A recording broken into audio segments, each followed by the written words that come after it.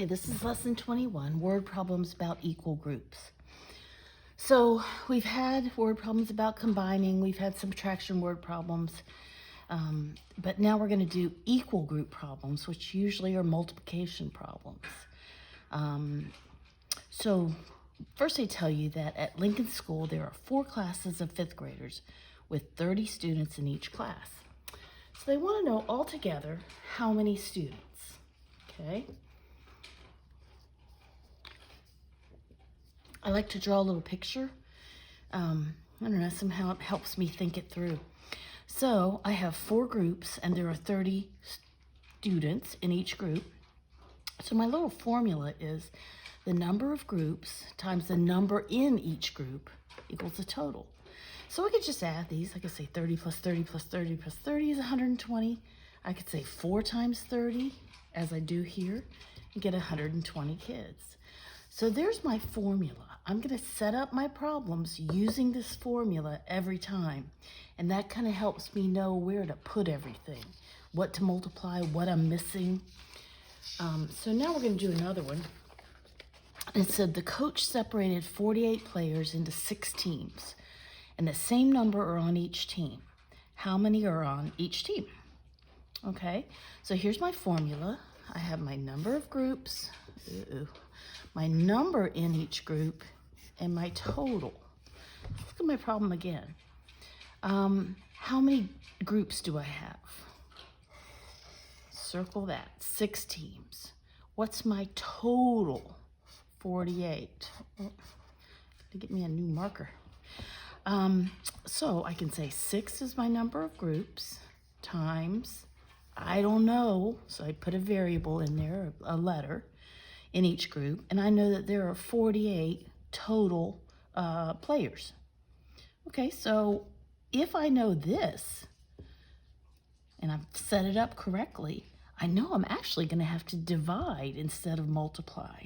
I can think to myself, 6 times what equals 48, or I can say 48 divided by 6, and there's 8 on each team. I think the trick with this is knowing you're going to have to write out your formula. Just get used to it. If you can, in your mind, resign yourself to that, life gets a lot easier. Okay, this is example 3, I think. Monica raked leaves and filled 28 bags. On each trip, she carried 4 bags. How many trips did she make? Okay, so I'm starting to shorten things. I said number of groups, number in each group equals the total. So how many groups did she have? She had 4 bags each trip. How many trips did she make? So how many in all together equals 28. So I know that 4 times something, and I put T for trips, equals 28. And then I can think, oh, fact families. So 28 divided by 4 is 7 trips. I was trying to think of how you guys could abbreviate this formula, because you don't have to write the whole thing out every time. And because I'm a science teacher, boy, are there a lot of formulas. Think about math.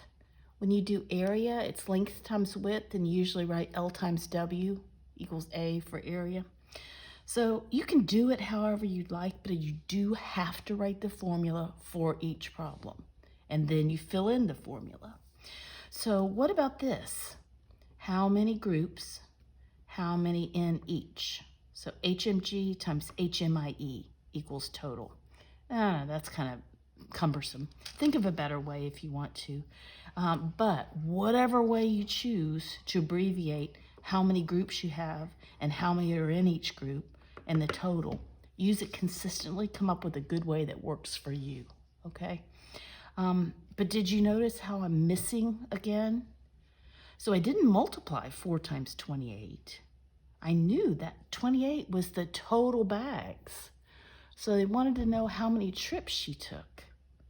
So that was over here. So I knew I had to say 4 times something equals 28. So I actually divided. If you don't write your formula and then tie what you know to one of those things, you get tangled up sometimes. This is almost like a foolproof way of doing it. Although Look how much paper I used. So you guys won't have to write the problem. You do have to write the formula. You might not have to write quite so much stuff. But remember how I said it's really important to not make those little tiny boxes on your paper ahead of time? Resign yourself to you're going to have to write, and you're going to need more paper. If you need more paper, I will buy you more paper. Show your work, okay? Good luck.